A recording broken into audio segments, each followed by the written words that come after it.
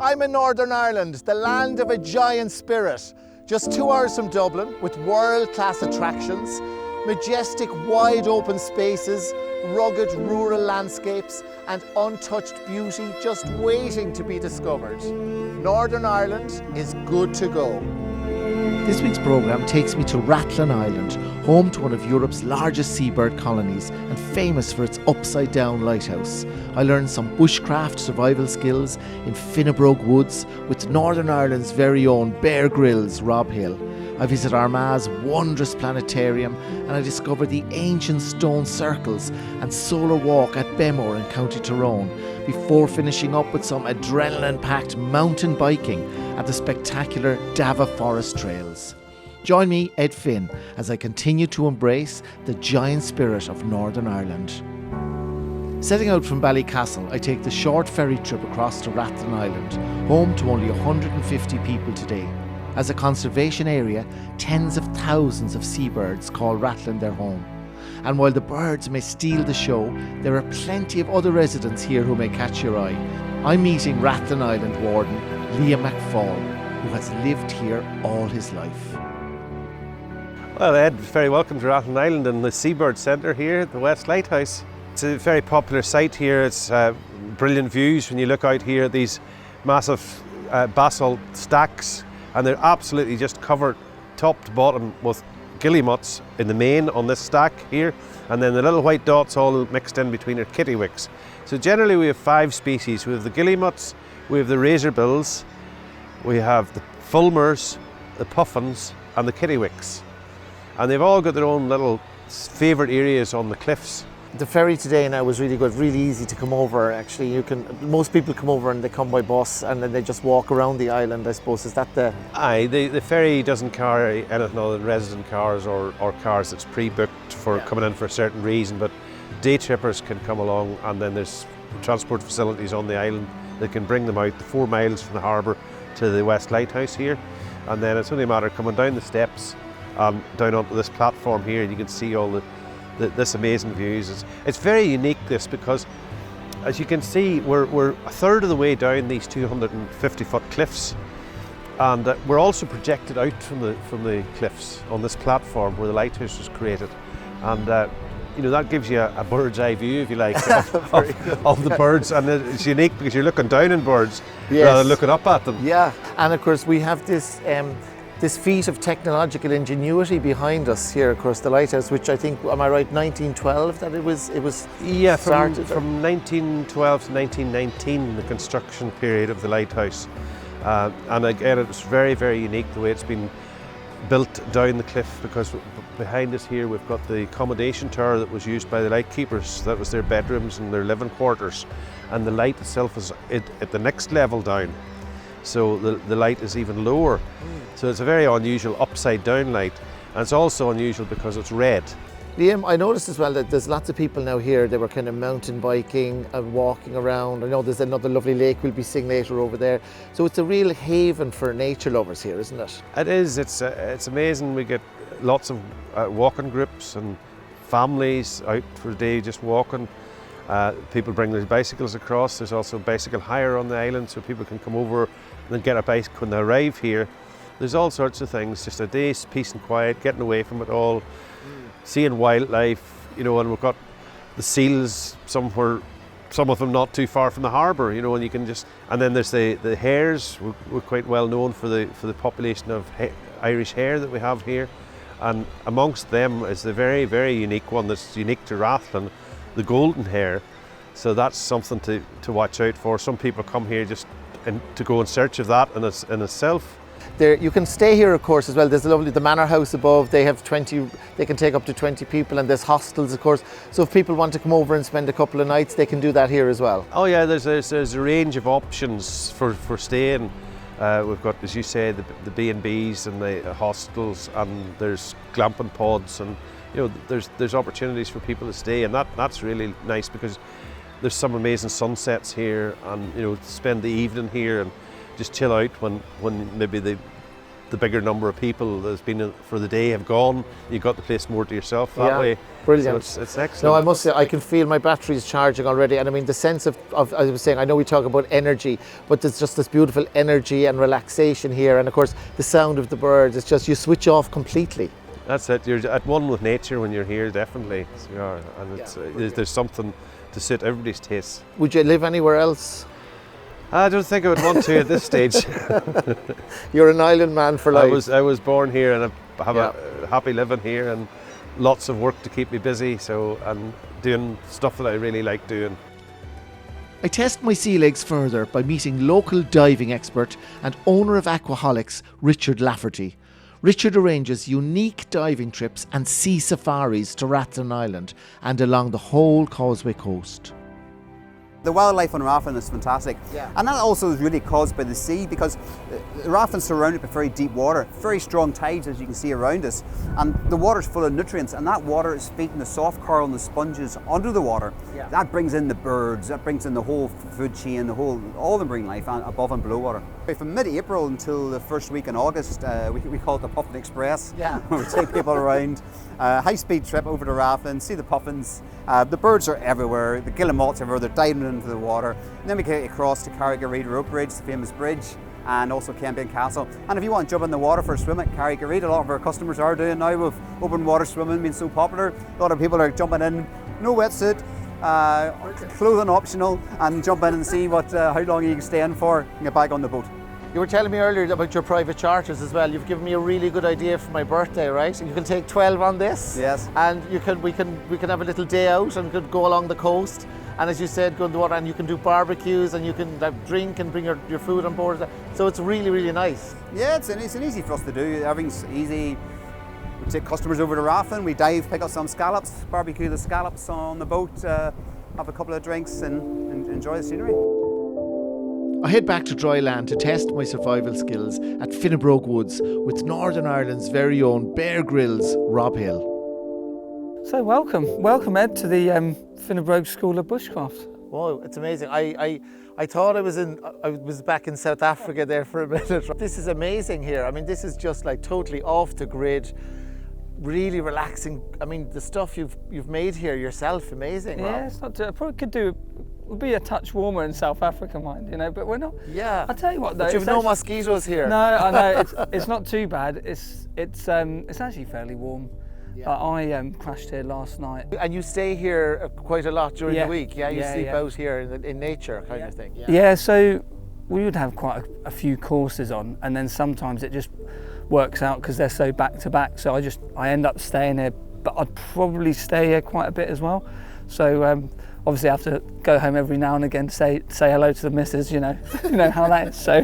So when people come here, basically we're going to do the whole experience now. It's wonderful, you get to learn about bushcraft and making fires. Yeah, so everything's here. So like all the camp sort of stuff you see here, it would be, essentially it's our sort of woodland primitive carpentry really, but it ties in with, a bit of the fire, sort of firecraft stuff and a bit of carving really. So, but campcraft would be like, doing sort of a lot of your knot tying as well, but building a lot of the sort of furniture that you see. Firecraft's like a 2-day course here, for example, so you cover so many aspects of it, the prep, the different ignition methods, and then the second day is pretty much friction fire on its own, because you need to build into that, and we want to get people to get that ember. We don't want to sort of, get them leaving frustrated, So, which, many people probably have done. Hands bleeding from the rod, from the bowl coin.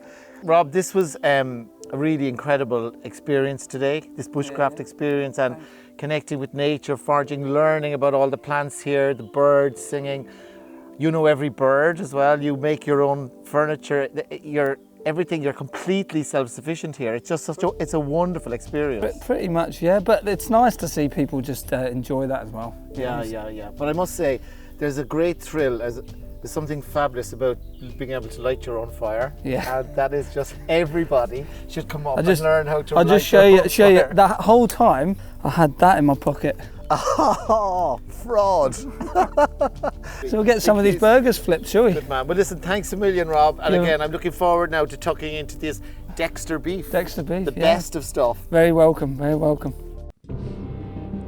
I've been fascinated with our night sky and our place in the vast universe since childhood. I've come to the state-of-the-art Armagh Planetarium to learn some of the secrets beyond the dark side of the moon.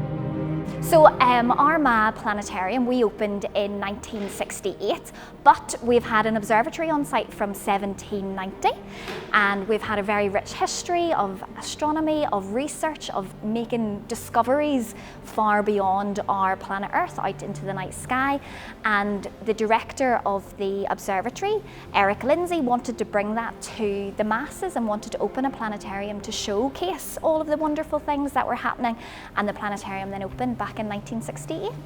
The universe is pretty big, so I'm not sure we can cover absolutely every single element of it, but we've done our very best to showcase all of the most exciting parts. So we've got our planets in the solar system, with information about our history, as you said, information about black holes, what causes a black hole. Do you know what would happen if you fell into a black hole? You wouldn't get out. You wouldn't get I out, know no. that. There's a term for that called spaghettification, where you would actually stretch like a big long piece of spaghetti. And then you would never come out, so yeah. Wow, yeah. And then we've got real meteorites from space as well. Martina, I mean, I heard Brian Cox saying recently that there's millions and trillions of galaxies. It's kind of hard to get your head around it, isn't it? It's totally the size. Totally mind-boggling. All the stars that we have in our night sky are in our Milky Way galaxy, and that's only one galaxy. There's millions of other galaxies, each of those with billions of stars. So instead of counting sheep at night, maybe count stars. It might get you further, get you over to sleep. You have a famous person from around here who discovered pulsars. Yes, so there is a lady local to Lurgan. Her father was actually the architect for the planetarium, called Jocelyn Bell Burnell. So she discovered pulsar stars when she was studying for her PhD, and these are stars, and they're given out like a little signal, and it was the signal that was picked up from those stars, and they were originally nicknamed, that signal was nicknamed Little Green Men, because they didn't know what it was, so potentially could have been extraterrestrial, but turns out it was a neutron star, and it gives out this signal that could be picked up by radio telescopes here on Earth. So this is our stellar playground. What you can do here is create your very own solar system. So you can drag the sun, you can lock it into an orbit, and then to create a solar system, I think you've lost control of that star now, Ed, I'm sorry about that. You can create and drag a planet up beside, and if we lock that into orbit, you can see you want to get it in this nice Goldilocks zone where it's not too hot, too close to the star, or too cold. So you'll see mine was starting to develop simple life, but then I've now crashed into your rogue star that you let go of there. That's okay, that happens in the solar system.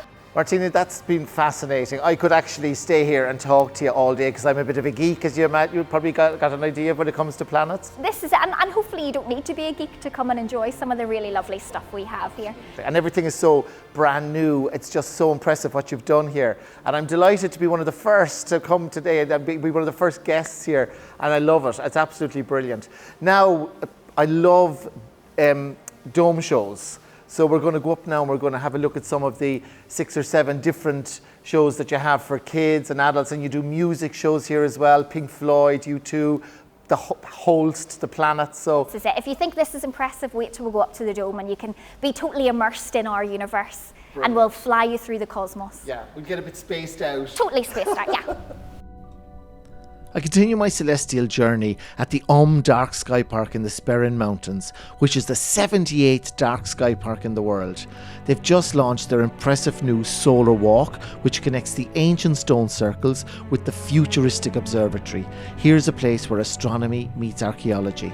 Tourism manager Mary McKeown tells me how the solar walk uses an augmented reality to provide a digital guide of the solar system, exploring space and the planets in real time. And this is very much where archaeology meets astronomy. On the boardwalk, we have a AR technology experience where you can download the app to your phone. Yeah. And you've got a tour guide sort of in your pocket. And at each planet, you will stop. So you learn the rhyme, my very educated mother just showed us Neptune. So when you get to Neptune, you're actually at Beaghmore stone circles. You get fully immersed into the solar system, but just look around you and look at that beautiful landscape. So as I say, we bring in the archaeology, but we also bring in the landscape.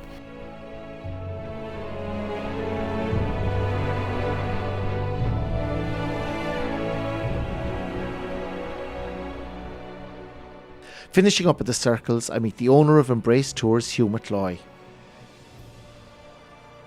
Very welcome here to Beaghmore Stone Circles here in County Tyrone in the Sperrin Mountains. This is one of the most unique sites in Ireland, if not Western Europe, and it consists of these fantastic stone rows and stone alignments. And some people might say it's just a few stones in the field, but to us local people, we know that it's so much more. These stones, for one, hold a very special energy, which we'll try later on when we're here to channel up through your body. But they also hold very significant alignments to the sun and the moon. And if we look towards the site, you can see an alignment for your summer solstice and your winter solstice. We're standing here in an alignment for the Halloween, your Samhain, where the moon will rise every year in the same spot every year. As you go through the site, you've got your winter equinox, you've got your hunter moon alignments. And if we think back to 4,000 years ago when they were building the pyramids, and they had their sandstone and they had all their stones in Egypt, and they were built their monuments with stone. Well, here in Ireland we had plenty of wood, so we built our monuments out of wood. The problem is The wood is gone. and we're left with these stones. That's fascinating.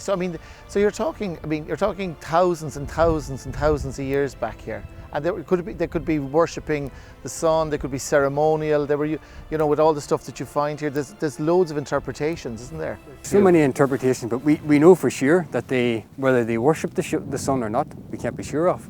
But one thing that we do know is that the sun played a very important factor in their life. And either they worship the sun on their summer solstice, or they use this place as a big calendar, or this place represented a calendar after they left, and they left this behind them. But this is one of the oldest places in Ireland. As we look over the hill over here, towards a place called Ballinagilly. In Ballinagilly, there's a 6,000-year-old split-board house found. 6,000? 6,000 years. Wow. We know that 6,000 years ago, people here were building permanent split-board houses. That's the earliest known house of its kind, not just in Ireland, but in Ireland or Britain, and indeed parts of Western Europe. So it shows that this part of Ireland was actually very advanced in terms of its housing and its farming than we initially know. There's people that actually believe that there was real giants here, as in very big people. It's not just that they believed it, it's that we know giants come from Mid Ulster. We have an actual gene. It's in our DNA, it's in our blood. And this gene was tested time and time again over the years because it affects your genes in such a way that if this gene hits you, it affects your pituitary gland. And if your pituitary gland becomes swollen, you become bigger. Wow. Now, you're not a big 20-foot monster, Yeah. like the myths would tell you. You're a big 8-9-foot man, a big hardy buck of a man from the mountains. And this gene's over 3,000 years old. And if we look at these stones, and we at times wonder how people moved them, if you had 4 or 5 big 8-foot fellas.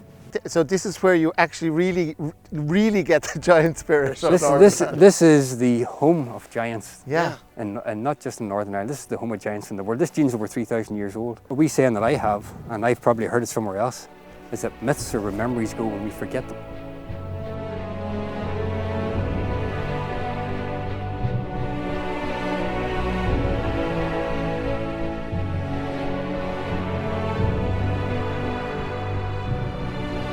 With the sun shining, I'm heading off to the Davagh Forest mountain bike trails to feel the burn and to test my limits with world champion mountain biker Colin Ross.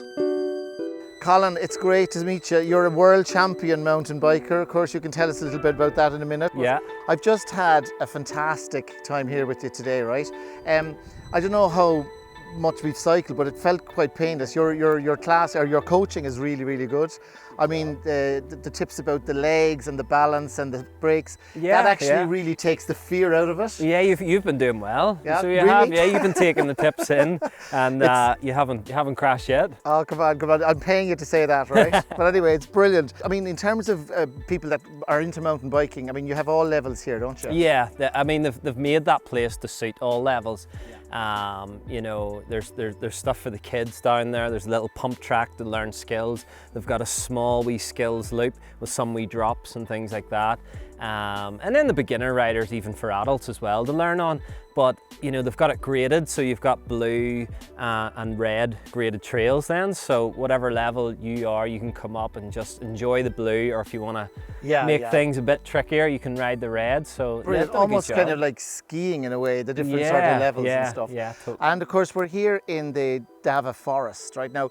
This was just all forest up to like what, 2013 or something? Yeah, about 2013 they built this here for the first time, and it was basically unrideable, you know, because of the density of the trees and stuff, and it can be a bit marshy and stuff. So you couldn't really do much, you know, with bicycles, you know. So they've built, you know, such. No, a it's amazing. What I love is, of course, you can bring your own bicycles, because a lot of people do your own bikes. Yeah. You can hire bikes from the centre below. Yeah. You can hire you, or maybe not you, but maybe that's someone right. Yeah, a equivalent. coach just to keep you right. Even show you around. Some people maybe don't want to go around it on their own, so just to have someone just go around with them. It is signposted really well, but to have someone do that, or even give them a few tips like yourself, you know, which brake is what, and it's really where to good. stand up. Yeah, and of course with the apps as well. Like, I know they've got walks here, and they've got all sort of interactive stuff that they're developing, which is brilliant. But it's so lovely here. I mean, and the thing is, you'd never realise you're here in this beautiful. It's like Norway with all the Christmas trees, right? But it's beautiful, and you're only an hour from Belfast. Yeah, that's what's crazy about the place. You come out here and you tell people about it, you're going, you are basically in the middle of nowhere, you know. It's just, there's nothing about apart from the woodland, the trees and the trails now. But really, it's not that far to get to, so that's what's special about this wee place then. And it's great because, of course, everything is open now again up here in Northern Ireland, and it's so great to be able to experience normality again. And that's what's really nice. I mean, you've got so much on your doorstep here, which I'm really enjoying this week. It's really cool. And from mountain biking to Rathlin Island to and everything. Like literally, I was an hour away this morning, and here you are immersed in nature again, and it's just it's so relaxing. It's wonderful. Thanks a million. So let's head off and do a little bit more punishment, right? Let's do it. Let's have fun. Cheers. Well, here I am finishing up a brilliant week at the Beaghmore Stone Circles here in County Tyrone, and I've just had the most fantastic time exploring new things in Northern Ireland this week. Next week I'll explore Belfast and the nearby Ards Peninsula with its unspoilt villages and sandy beaches. I'll meet penguins and crocodiles at the Exploris Aquarium in Portaferry. I'll be wakeboarding at Let's Go Hydro, to the beautiful Glass of Thrones walking trail in Belfast, and discovering treasures past and present at the Ulster Museum as I continue my epic adventure embracing the giant spirit of Northern Ireland.